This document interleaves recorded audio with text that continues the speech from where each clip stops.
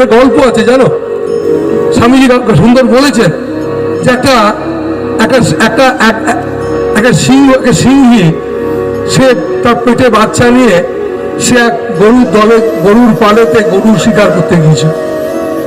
তো গরু শিকার করতে গিয়ে তা ওখানে তার সন্তান হয়ে যায়।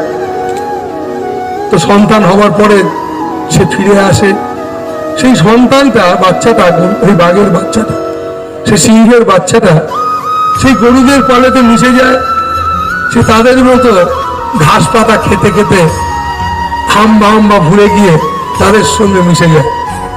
এইভাবে বেশ কিছু বছর পরে একটা সিংহ সেই গরুর পালেতে গরু শিকার করতে এসে হঠাৎ দেখতে পেয়ে, আরে গরু পাল তো আমাকে দেখে দৌড়চ্ছে, তার মধ্যে একটা সিংহ দৌড়চ্ছে।